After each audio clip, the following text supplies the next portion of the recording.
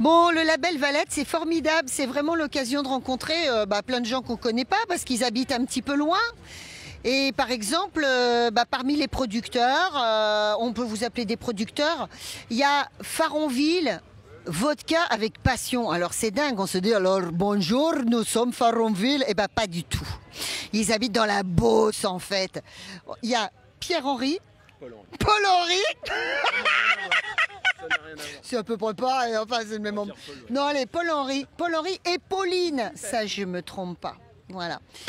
Et ces deux-là, ils ont créé donc Faronville qui distille du gin et de la vodka et on est en Beauce. Racontez-moi cette histoire. Qui a eu cette idée farfelue?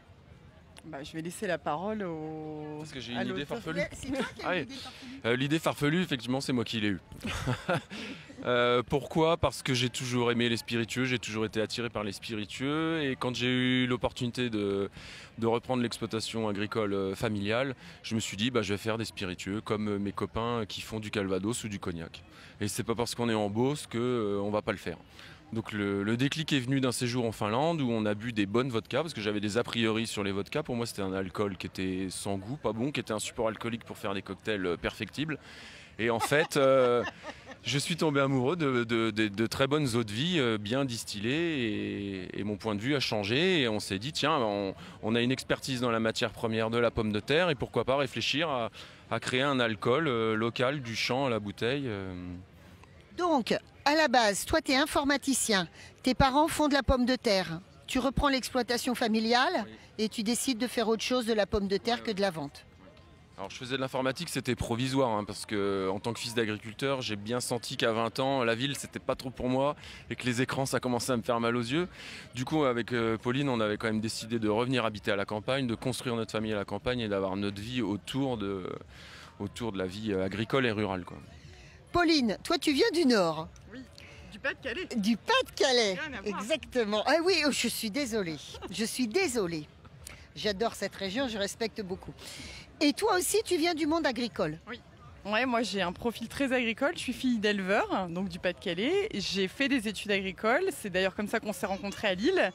Et j'ai travaillé une quinzaine d'années dans la presse agricole. Et je me suis retrouvée donc, il y a à peu près 5 ans à changer de voie pour monter un projet de couple chez nous qui mettait en avant à la fois notre expertise agricole, notre envie de monter un projet familial et puis l'envie de créer quelque chose qui avait du sens et enthousiasmant au quotidien à Faronville. Alors, ce qu'il nous propose, c'est quelque chose de moderne, de branché. On parlait tout à l'heure du petit logo. Le lièvre, en fait, il est adorable ce petit logo parce qu'il nous disait que c'était un alambic et c'est eux-mêmes qui l'ont conçu, le petit logo. Oui, tout à fait. Alors on a fusionné un lièvre qui est l'animal emblématique de la ferme, c'est-à-dire qu'à partir du moment où vous arrivez aux alentours de Faronville, vous verrez des petits lapins dans la plaine, mais en fait ce ne sont pas des lapins, ce sont des lièvres. Donc c'est comme un lapin mais un peu plus gros. Et puis ça vit dans la paille et ça vit pas dans la terre. Et on l'a fusionné avec un alambic. Et on l'a stylisé, on a transformé le corps du lièvre avec la curcubite, c'est-à-dire la chaudière de l'alambic. On a essayé de dessiner les pattes et les oreilles comme des tuyaux. Et ça a donné le logo, effectivement, de Faronville. Et le lièvre qu'on retrouve beaucoup plus dessiné sur la bouteille de gin. Qui est très belle. Qui est très belle, qui est là-bas, monsieur Weber. Vous nous ferez un gros plan, là, c'est magnifique. Et alors, en attendant, au-delà, évidemment, de la forme, c'est devenu quoi l'entreprise? L'entreprise, elle est née en 2017, c'est ça? Ouais, c'est Pauline les chiffres. Alors, oui, la reprise de l'exploitation agricole du grand-père de Paul-Henri date de 2007. L'idée d'origine, alors elle est bien antérieure à cette date-là, puisque tu m'as toujours parlé de créer quelque chose, en l'occurrence quelque chose qui tournait au niveau autour des spiritueux. Et la première bouteille de vodka Faronville a été vendue au Salon de l'Agriculture en début 2018. Et maintenant, il y a combien de personnes qui travaillent sur ces deux produits? Et quel est le produit phare? Aujourd'hui, on est officiellement 2 personnes. Donc il y a Pauline et moi. Pauline et moi, on fait tout. Après, sur la ferme, il y a 2 salariés donc, qui nous aident ponctuellement au moment des coups de bourre, comme l'embouteillage ou la récolte des pommes de terre, évidemment. Mais sur la partie distillation, commerce, embouteillage et autres, on est que tous les 2. Ouais. Événementiel, facturation, tout. Présence sur les festivals, on fait tout. Alors oui, très important. Merci Pauline. Donc tout à l'heure, tu me racontais Paul-Henri. Comment tu avais rencontré les gens du label Valette? Alors Seb et Mathieu, effectivement, on les a rencontrés il y a 4 ans. Ils nous ont contactés parce qu'ils cherchaient à travailler avec des acteurs locaux. Donc évidemment, dans un festival, il doit y avoir de l'alcool, c'est obligatoire, parce qu'on n'a jamais vu un festival qu'avec de l'eau. Et ils voulaient un brasseur et puis un alcool spiritueux qui soit local. Et ils sont tombés sur nous par hasard, et donc ils ont trouvé ça génial. Et nous, ce qu'ils faisaient, on a trouvé aussi ça génial, parce que c'est vrai que quand on est revenu à la campagne, on trouvait qu'il y avait un peu un choc des cultures entre le milieu urbain et la ruralité. Alors effectivement, eux, leur état d'esprit, c'est l'extrême urbain, nous on est l'extrême rural, mais finalement les deux réunis fait que ça matche bien et il y a une symbiose qui est une culture qui se mixe et qui se retrouve. Et ouais, en fait, je pense que le point commun, c'est les initiatives un peu disruptives. On est vraiment ici dans un festival assez atypique, dans un endroit, on ne s'attend pas du tout à ce type de festival ici. Et ce qu'on fait aussi, on se rend bien compte que c'est aussi assez atypique. Des agriculteurs qui travaillent en couple, qui ont 4 enfants, parce que je le passe au passage parce que ouais, mais bon, ça travaille.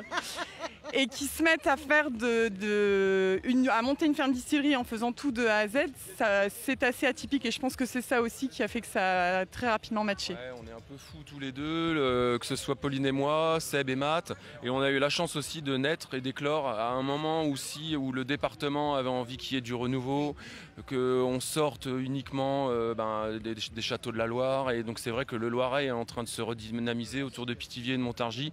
Il y a des acteurs qui se bougent et ça fait que on est là où on en est, quoi. Alors, gin ou vodka, c'est quoi qui remporte le match? Le gin est très très récent. Le gin a été lancé là en juillet, donc c'est encore trop tôt pour le dire.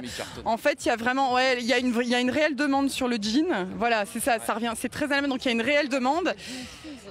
La vodka, le créneau est plus difficile pour s'installer, mais nous, on a vraiment une corde à notre arc qui est celle du champ à la bouteille. Et donc, c'est beaucoup de boulot à expliquer parce qu'on est revendu aujourd'hui chez les cavistes et les épiceries fines. Voilà. Où êtes-vous revendu? Voilà. Deuxième question. Caviste, épicerie fine, pourquoi? Parce qu'en fait, ce sont les meilleurs, pour nous, les meilleurs intermédiaires qui pourront expliquer et le produit, mais aussi l'histoire du produit et des producteurs. Donc c'est pour ça aussi qu'on cherchait à être présent en priorité dans ce type d'établissement. Donc aujourd'hui, la voie est tracée avec beaucoup de boulot derrière, il ne faut pas se le cacher, pour la vodka. La première vodka premium, la vodka petit eau. Après, on a lancé en début d'année la vodka vieillie en fût de chêne. Donc, j'espère, le gin va couler tout seul derrière tout le boulot qu'on a déjà fait. Tout bêtement, c'est quoi la différence entre le gin et la vodka? Alors, la différence est pas... Si vous voulez, la vodka, il faut imaginer que le gin, c'est une réaromatisation avec du genièvre. Il faut travailler sur une base d'alcool neutre qui peut être soit de la vodka, soit un alcool neutre quelconque. Et vous allez faire macérer du genièvre, d'autres botaniques. Donc nous, on a notre propre recette avec de la cardamome, de la coriandre, de la racine d'angélique, du réglisse, surtout des pommes de terre. La particularité pour avoir un gin frais, c'est qu'on rajoute du fenouil. Et on fait infuser à travers des fleurs de pommes de terre qu'on récolte nous-mêmes à la main pendant les 4 jours de floraison de la pomme de terre. Excusez-moi, mais j'imagine les amoureux à genoux en train de récolter les fleurs de pommes de terre. Et allez voir sur les réseaux sociaux, parce que souvent on me demande est-ce qu'on est sur les réseaux, et en fait les réseaux sociaux, sans blague, ça nous aide à montrer, à sortir du produit et vraiment à montrer tout ce qu'on fait à côté. Donc quand là, il y a 3 jours, on arrachait les pommes de terre, on le met sur les réseaux sociaux parce que ça fait vivre toute l'histoire et ça, en fait, ça renforce notre crédibilité finalement auprès des consommateurs. Et les gens voient que nos journées font 48 heures en fait. D'ailleurs, on n'est pas couché ça. Bon, c'est bien.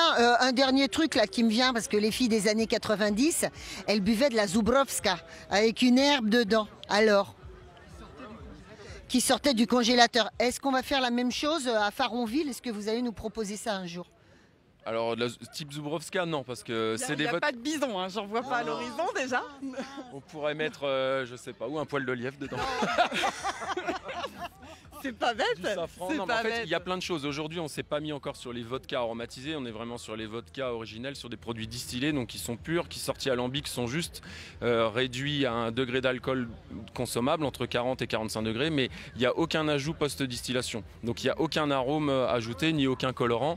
Et là, type Zubrowska, par contre, on est sur des vodkas qui sont réaromatisés. Et c'est des vodkas de grains. En fait, la différence entre les vodkas de grains et les vodkas de pommes de terre, c'est justement le fait que les vodkas de pommes de terre sont naturellement aromatiques. Donc beaucoup plus épaisses, beaucoup plus grasses en bouche et naturellement aromatiques. La Zubrowska, par exemple, c'est une vodka de grains qui a été aromatisée. Et finalement, les gens qui aiment la Zubrowska aiment notre vodka puisqu'ils retrouvent ce côté aromatique et finalement dans un produit qui n'a même pas eu besoin d'une aromatisation supplémentaire. Bon, on est dans le Montargois. Où est-ce qu'on va les acheter, vos vodkas ou vos gins? Alors à l'apérothèque qui est en plein centre de Montargis, la petite épicerie fine effervescence, le pressoir du Gâtinais et puis après le reste des revendeurs est indiqué sur notre site www.faronville.com. Eh ben, on a tout dit, c'est pas beau ça? Regarde comme ils sont beaux. Merci beaucoup. Merci. À bientôt chez vous, hein. On viendra chez vous. Vous accueillez avec sourire.